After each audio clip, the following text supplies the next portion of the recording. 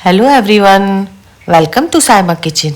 आज मैं आपके साथ शेयर कर रही हूँ मुंबई की famous street style vada pav की रेसिपी, जिसको खाने के लिए आपको मुंबई नहीं जाना पड़ेगा, बल्कि इसे हम मार्केट वाले फ्लेवर से घर में ही बनाएंगे, पूरे ऑथेंटिक तरीके से। तो आइए इसे बनाना शुरू करते हैं। अगर आप नए हैं तो मेरे चैनल को सब्सक्राइब करिए और बेल आइकन दबाना ना भूलिए। वड़ा पाव बनाने की से पहले हम एक दरदरा सा पेस्ट बना लेंगे।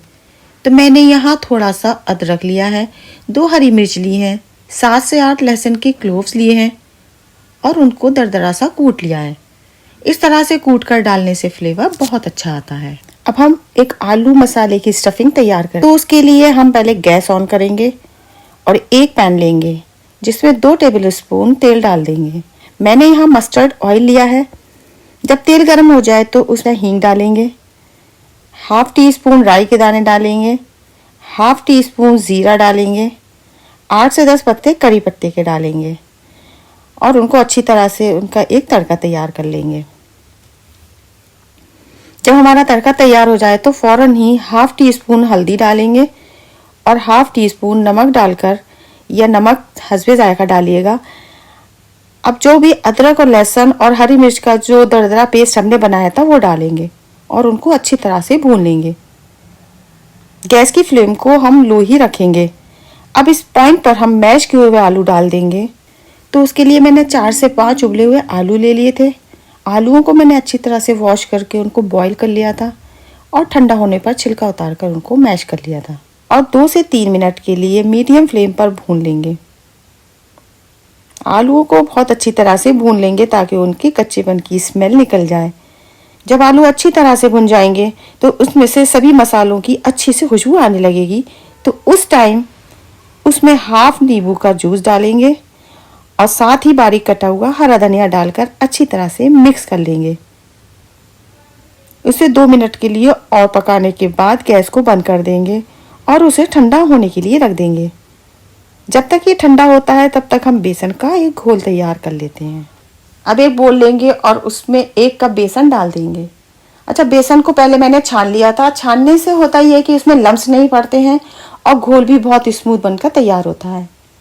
अब इसमें 2 टेबल स्पून चावल का आटा डालेंगे। चावल के आटे से बहुत क्रिस्प बन के तैयार होते हैं। हाफ टी स्पून नमक डालेंगे, हाफ टी स्पून हल्दी डालेंगे और 1 टीस्पून गरम ऑयल डाल देंगे और इन सबको अच्छी तरह से मिक्स कर लेंगे। अच्छा, मैंने यहाँ रेड मिर्च नहीं डाली है, अगर आप लोग डालना चाहें तो डाल लीजिए। मैंने इसलिए नहीं डाली है क्योंकि घाटी मसाला ऑलरेडी बहुत स्पाइसी बनता है, तो आप मिर्च को जितना मिनिमाइज कर सकती हैं कर लीजिए। अब थोड़ा थोड़ा पानी डालकर उसका एक गाढ़ा पेस्ट बना लेंगे। ध्यान रहे कि इसमें लम्स नहीं पड़नी चाहिए। तो यहाँ विस्कर से मिलाते हुए एक गाढ़ा घोल बना लेंगे। बड़ा पाव का जो घोल आप बनाएं तो वो गाढ़ा होना चाहिए, तभी वो आलू के ऊपर अच्छी सी कोटिंग लेकर आएगा। अगर आप उसको पतला कर देंगे तो उस पर अच्छी सी कोटिंग नहीं आएगी और आलू दिखेंगे। तो यहाँ मैंने अच्छे से घोल बना लिया था। बिल्कुल हमें इसी कंसिस्टेंसी का घोल तैयार करना है। तो यहाँ हमारा आलू का मिक्सचर भी तैयार हो गया और बेसन का घोल भी तैयार हो गया है। अब हम अपने बड़े बना लेते हैं। तो हमने आलू और मसाले का जो घोल बनाया था उसको थोड़ा सा हाथों में लेंगे और अपने हथेली की मदद से उसको राउंड बना लेंगे और एक प्लेट में रख देंगे। अच्छा, ये ना गोल भी बनते हैं और थोड़ा सा ये फ्लैट भी टिक्की की शेप में भी बनते हैं। आपको जो सही लगे आप बना लीजिए। तो इसी तरह मैंने सारे अपने बॉल्स बना के तैयार कर लिए हैं। अब हम इन्हें फ्राई भी कर लेते हैं। तो यहाँ मैंने एक कढ़ाई ली है जिसमें तेल गरम कर लिया है। यहाँ मैं मस्टर्ड ऑयल इस्तेमाल कर रही हूँ। मस्टर्ड ऑयल में वड़ा या कोई भी फ्राई आइटम बहुत टेस्टी बनते हैं। आपके पास जो भी ऑयल हो आप उसमें फ्राई कर लीजिए। बहुत एहतियात से कढ़ाई में वड़ों को डालते जाइए। आप चाहें तो इन्हें स्पून की हेल्प से डालिए या अगर आप चाहें तो अपने हाथों की हेल्प से डाल दीजिए और उनको अच्छी तरह से फ्राई कर लीजिए। और ये जो बूंदी गिर जाती हैं उनको भी निकाल लेंगे, वरना ये जल जाती हैं। सभी वड़ों को हम अच्छी तरह से फ्राई कर लेंगे। 3 से 4 मिनट में ये हमारे बनकर तैयार होते हैं। तो लीजिए, वड़ा पाव का वड़ा तो बनकर हमारा तैयार है। आप इन्हें ऐसे ही चटनी के साथ भी खा सकती हैं, बहुत मज़ेदार लगते हैं। आपने देखा होगा वड़ा पाव में हर जगह फ्राई करी हुई मिर्चें सर्व की जाती हैं। तो हरी मिर्चों को मैंने फ्राई करने से पहले उनमें कट लगा लिया है। कट लगाना ज़रूरी है क्योंकि ये गरम तेल में जाते ही फटने लगती हैं। तो कट ज़रूर लगाइए और ध्यान से उनको फ्राई कर लीजिए। तो यहाँ पर मैंने हरी मिर्चों को निकाल लिया है फ्राई होने के बाद। अब हम इसमें थोड़ा सा नमक डालेंगे और थोड़ा सा नींबू का जूस डाल देंगे। उससे ये बहुत चटपटी सी बनके तैयार होती है। तो चलिए अब हम बना लेते हैं लाल वाली सूखी चटनी। के लिए हम बनाएंगे बेसन का चूरा। इसके लिए ये जो हमारा गाढ़ा वाला घोल हमने बेसन का बनाया था, इसमें हम थोड़ा सा पानी डालेंगे और उसको पतला कर लेंगे। अब हम अपना हाथ लेंगे और उस घोल में डिप करेंगे और गरम तेल में उसको इस तरह से डाल देंगे। ये बिल्कुल बूंदी की तरह से तेल में गिरने लगती हैं और इसी को कहते हैं बेसन का चूरा। और इसी से लाल चटनी में आता है सूखी वाली लाल चटनी का जायका। बाजार वाले भी इसी तरह से चटनी बनाते हैं लाल वाली। तो इस चूरे को हम इसी तरह से फ्राई कर लेंगे और एक अलग बर्तन में निकाल लेंगे। तो लीजिए तैयार है हमारे क्रिस्पी बेसन का चूरा। अब 10 से 12 लहसुन के क्लोव्स लेंगे और उनको भी गरम तेल में फ्राई कर लेंगे। लाल चटनी में लहसुन का बहुत अच्छा टेस्ट आता है। लहसुन के छिलके नहीं उतारेंगे बल्कि उन्हें छिलकों के साथ ही फ्राई करेंगे और उनको फ्राई करने के बाद एक प्लेट में निकाल लेंगे। तो चलिए बना लेते हैं वो लाल वाली चटपटी सूखी चटनी। इसके लिए मैंने लिया है एक जार और उसमें हम सबसे पहले डालेंगे बूंदी का चूरा जो कि 5 टेबलस्पून है।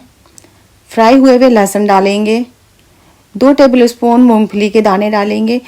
चाहे तो आप इनका छिलका उतार लीजिए, चाहे तो मत उतारिए। मैंने इनको हल्का सा तवे पर भून लिया था। ½ टीस्पून नमक डालेंगे और 2 टेबलस्पून कश्मीरी मिर्च डालेंगे। ये तेज़ नहीं होती है बल्कि इनसे कलर बहुत अच्छा आएगा। अब इन सबको अच्छी तरह से मिक्सी में हम पीस लेंगे। तो लीजिए तैयार है हमारी ज़बरदस्त टेस्टी सूखी चटनी। आप इनको 10 से 15 दिन के लिए बनाकर स्टोर भी कर सकती हैं।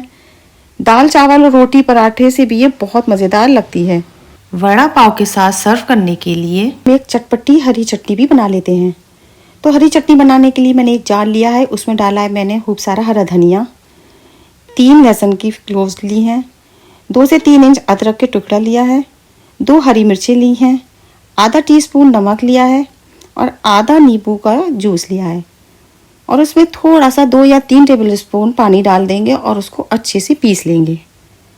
तो लीजिए तैयार है हमारी ज़बरदस्ती चटपटी सी हरी चटनी। तकरीबन हमारी सारी चीज़ें तैयार हैं वड़ा पाव बनाने के लिए। तो चलिए अपने वड़ा पाव को असेंबल कर लेते हैं। सबसे पहले हम लेते हैं पाव। इन पाव को मैंने बीच में से काट लिया है। अब हम उसकी एक साइड पे लगाएंगे हरी वाली चटपटी हरी चटनी और उसके ऊपर रख देंगे अपना वड़ा। वड़े के ऊपर डालेंगे सूखी हुई लाल चटनी खूब सारी और उसके ऊपर रख देंगे नमक और नींबू लगी हुई फ्राई हुई हरी मिर्च और ऊपर से उसके दूसरे वाले हिस्से से बंद के ढक देंगे। तो लीजिए तैयार है हमारी ज़बरदस्त टेस्टी बॉम्बे का फेमस वड़ा पाव। ये लीजिए तैयार है हमारा super tasty Mumbai famous vada pav की रेसिपी। है ना एकदम मज़ेदार। तो असेंबलिंग आपके ऊपर डिपेंड करती है। आप जिस तरीके से भी खाना पसंद करती हैं उस तरीके से बनाइए। मैंने ऑथेंटिक जो तरीका होता है उस तरीके से आपको बताया है। तो आप ज़रूर बनाइए, खाइए और घर में सभी को खिलाइए और अपना फीडबैक मुझे ज़रूर दीजिए। अगर मेरी रेसिपी पसंद आती है तो लाइक और फैमिली एंड फ्रेंड्स में शेयर ज़रूर कीजिए। मिलती हूँ एक नई और मज़ेदार रेसिपी के साथ। अल्लाह हाफिज़।